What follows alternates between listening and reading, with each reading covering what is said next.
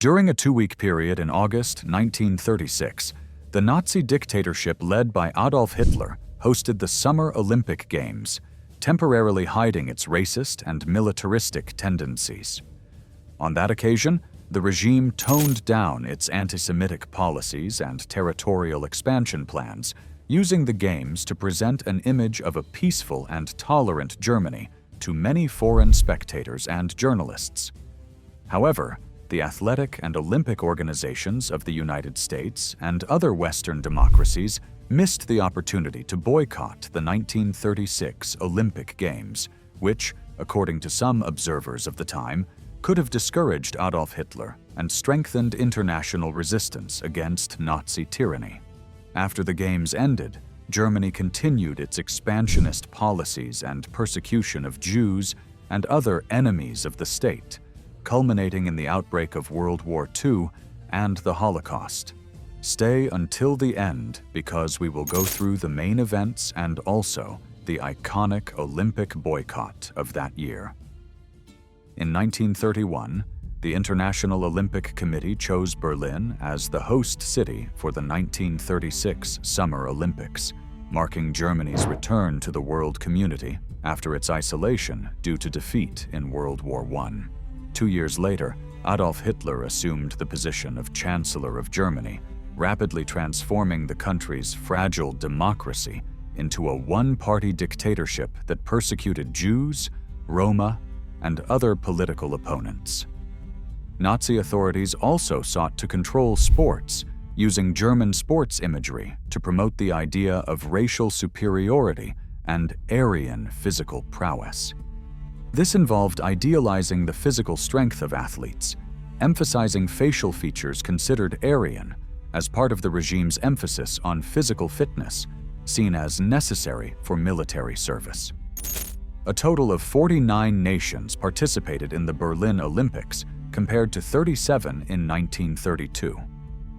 5 nations made their official Olympic debut in these games: Afghanistan, Bermuda, Bolivia, Costa Rica, and Liechtenstein. Here on the map, we can see the nations participating for the first time shown in blue and the remaining ones in green. This other map shows us the number of athletes present from the respective participating countries. We can see in particular that the United States has a very significant count, and we will see very well why that is in this video. In April 1933, an Aryans-only policy was implemented across all German sports organizations, systematically excluding Jews and Roma from German sports facilities and associations. This led to the exclusion of Jewish athletes such as boxer Erich Seelig and tennis player Daniel Prenn from participating in German sporting events. Even world-class athletes like high jumper Gretel Bergmann were expelled from their clubs and excluded from the German Olympic team in 1936. Jewish athletes removed from German sports clubs gathered in separate Jewish associations, such as the Maccabee and Shield groups, and used improvised segregated facilities. However, these facilities were not comparable to the well-funded German sports organizations. In addition to Jews, Roma, such as Sinti boxer Johann Rukeli Trollmann, were also excluded from German sports. As a symbolic gesture to calm international opinion, German authorities allowed fencer Helene Meyer, whose father was Jewish, to represent Germany in the Berlin Olympic Games.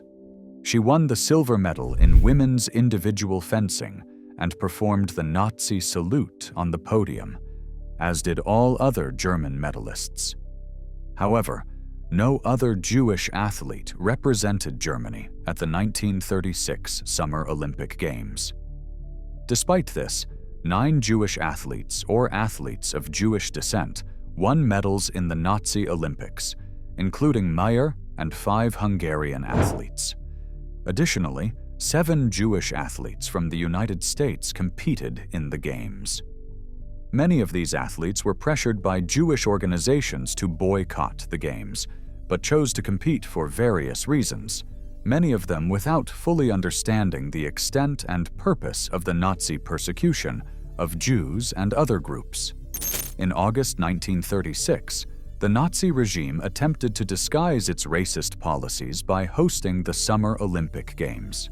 Anti-Semitic posters were temporarily removed, and newspapers softened their rhetoric, following the guidelines of the propaganda ministry led by Joseph Goebbels.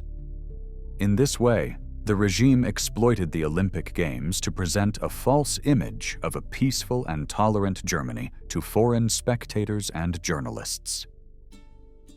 For the Summer Games that would take place from August 1st to 16th, the Nazis made extensive preparations.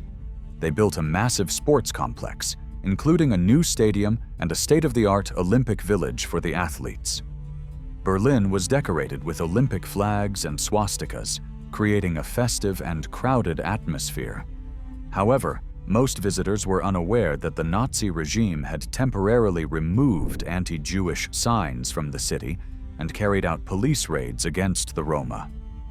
On July 16, 1936, about 800 Roma were arrested and held in a special camp in Marzahn, on the outskirts of Berlin.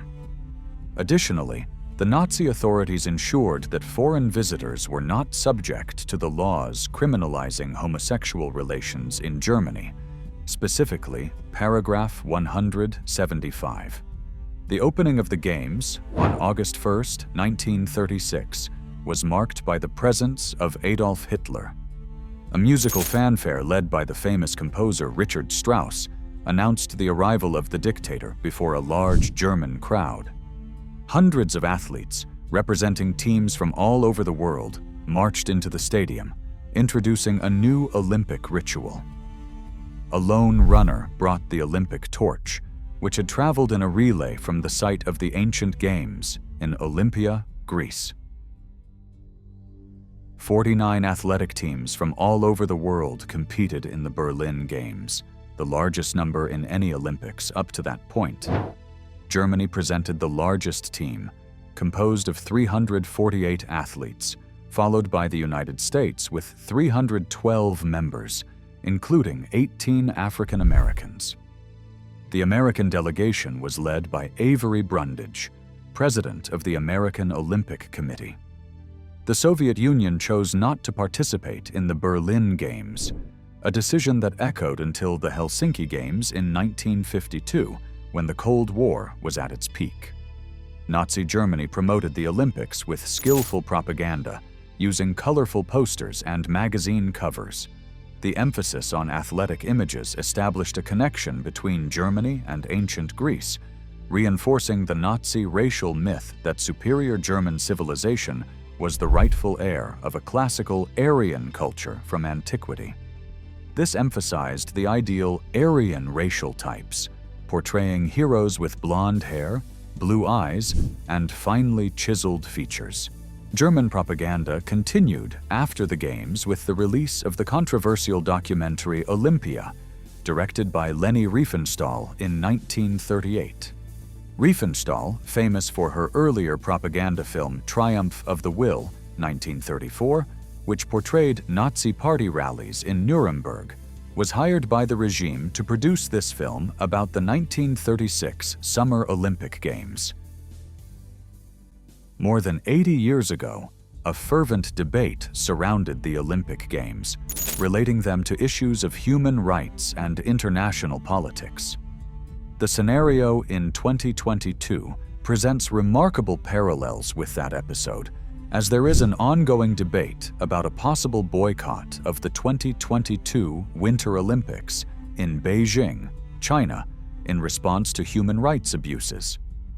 To understand the complexity of these situations, it is essential to analyze the context, the arguments for and against Olympic boycotts, the impacts, and the lessons learned from past events. The Nazi Olympics of 1936 in Berlin were marked by a series of ethical and political challenges, with many calling for an international boycott. Adolf Hitler came to power in Germany in 1933, consolidating the Nazi regime and imposing an ideology of Aryan supremacy that resulted in the systematic persecution of ethnic and religious minorities, especially the Jews. In this context, the debate over participation in the Olympics became a global issue. Politicians, civil rights groups, university presidents, newspapers, labor organizations, and various state legislatures and city councils in the United States were unanimous in citing the persecution of Jews as a reason to skip the Berlin Games. The justification for the boycott was based on ethical principles, with appeals for nations to refuse to compete in an event hosted by a country that systematically violated human rights. The central argument was that the Olympics could not be separated from political reality, and that the international community had a moral duty to denounce and condemn the atrocities committed in Nazi Germany. However, amid the call for a boycott, arguments also emerged against mixing sports and politics. Some argued that the Olympics should be a neutral ground, where athletes from all over the world could compete based on athletic merit, regardless of political issues. They believed that denying athletes the opportunity to participate would be unfair, as they had prepared and trained for years to represent their countries. Furthermore, there was concern that boycotting the Olympics would not lead to real change in German policy, and would instead harm the athletes. The boycott issue reached its peak with a decisive vote in December 1935, held by the Amateur Athletic Union, AAU, of the United States. The vote nearly led to a boycott, but in the end, the majority voted in favor of participating in the Berlin Olympics.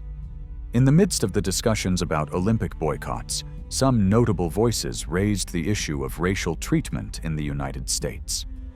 During the 1930s, the U.S. was still deeply marked by issues of racial segregation, with the so-called Jim Crow laws in effect in southern states, segregating black and white people in virtually every sphere of society. Furthermore, many professional sports leagues were entirely white, excluding black athletes from participating. This dynamic created a dilemma for boycott supporters. Some African Americans pointed out the hypocrisy of boycotting the Olympics due to persecution in Germany, while the United States had its own history of racial discrimination. The fight for equal rights in the U.S., although in a different context, was a legitimate battle. Black athletes like Jesse Owens, who stood out in the 1936 Olympics by winning 4 gold medals, saw their participation as an opportunity to challenge the Nazis' claims of Aryan supremacy. As even after Owens' return, it would take many years before his Olympic victory could effectively influence the fight for racial equality in his country. The role played by then-president of the American Olympic Committee, Avery Brundage, in defending U.S. participation in the 1936 Olympics is another critical point of this historical episode. Brundage, an industrialist and conservative, was a fervent supporter of American participation in the Games, to the point of making anti-Semitic comments, labeling the anti-Olympic campaign as a Jewish communist conspiracy. His stance led to accusations from some American newspapers that he was acting as a Nazi puppet. The Nazi government was determined to ensure the participation of the United States in the Olympics, as it saw the event as an opportunity to improve its international image and establish diplomatic appeal. To ease concerns about the treatment of Jews in Germany, Nazi authorities invited Brundage to visit the country in 1934.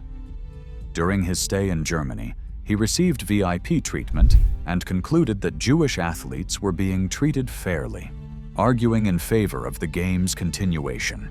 This episode highlights how political and diplomatic considerations can influence participation in the Olympics. Pressure from foreign governments and concerns about international image can lead to decisions that go against fundamental ethical principles. The case of Avery Brundage also illustrates how personal and ideological interests can affect decisions with implications far beyond the world of sports. Jeremiah Mahoney, who succeeded Brundage as president of the Amateur Athletic Union, AAU, in 1934, played an important role in the fight for the boycott. He was a Democrat and former New York judge known for his opposition to racial and religious discrimination. Mahoney and other boycott supporters argued that Nazi Germany not only sought American participation in a sporting event, but also aimed to strengthen its economy with American dollars and gain political support from the United States. This exemplifies how the Olympic boycott was seen not just as a sporting issue, but as part of a broader political and economic strategy. The confrontation between Brundage and Mahoney symbolized the divergences within the American Olympic movement regarding the boycott issue. Both men came from opposite political spectrums, with Brundage being a conservative Republican and Mahoney a progressive Democrat. The December 1935 vote by the Amateur Athletic Union was a critical point in the boycott debate. The victory of those who supported participation in the Olympics sealed the fate of the American Olympic team. However, it is worth noting that the AAU played a crucial role, as it was responsible for certifying Olympic athletes and teams. If the vote had favored the boycott, U.S. participation in the Olympics would have become highly unlikely. The German government was deeply concerned about the possibility of the United States withdrawing its team from the Olympics, due to pressure from the American Jewish community and other groups. The British ambassador to Germany at the time, Sir Eric Phipps, reported that Hitler was very interested in the Olympic Games and that the German government feared the impact of a possible U.S. boycott. As the boycott battle unfolded, international public opinion was also affected. Short-lived boycott appeals emerged in countries such as Britain, Canada, France, Sweden, Czechoslovakia, and the Netherlands. However, these countries ultimately followed the AAU's decision and participated in the Berlin Games. The 1936 Olympics took place with the participation of 49 nations, and no nation ended up boycotting the event. Spain was the exception due to the outbreak of the Spanish Civil War, and the Soviet Union chose not to compete in the Olympics. While the U.S. sent a large delegation of competitors, including 18 black athletes, a Nazi newspaper referred to them in a derogatory manner. However, the Nazi regime behaved relatively well during the Games, achieving a victory in propaganda. A New York Times report praised the Berlin Olympics as the largest and best organized up to that point. The White House did not get involved in the debate over whether to boycott the Games, in contrast to President Jimmy Carter's later decision to boycott the 1980 Olympics in Moscow due to the Soviet invasion of Afghanistan. The 1980 Olympic boycott did not achieve its goal of pressuring the Soviets to leave Afghanistan. The stories of athletes whose Olympic hopes were crushed by the boycott, along with the subsequent absence of Soviet and Communist bloc athletes from the 1984 Olympics in Los Angeles, had a profound effect on the idea of boycotting the Olympics again.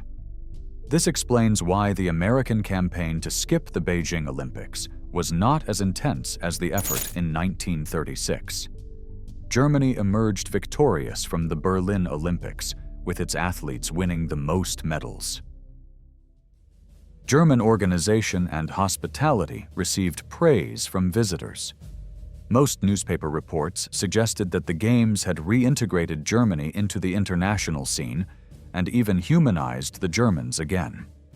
However, few realized, as American journalist William Shirer did, that the shine of Berlin concealed a racist and oppressive regime. Soon after the Games, Adolf Hitler continued with his plans for German expansion, and the persecution of Jews resumed. 2 days after the Olympics ended, Captain Wolfgang Fürstner, head of the Olympic Village, committed suicide after being dismissed from military service due to his Jewish ancestry. On September 1, 1939, Germany invaded Poland, triggering World War II just 3 years after the Olympics. I will leave here on the screen the medal count of the 12 nations that won the most medals at the 1936 Games. You can get the count at the site below. If you believe this video has added value to you in any way and want to support our work here on YouTube. Even more, consider supporting the channel with just 10 Rs. This will greatly help this project to keep growing on the platform. May God bless you all and see you soon.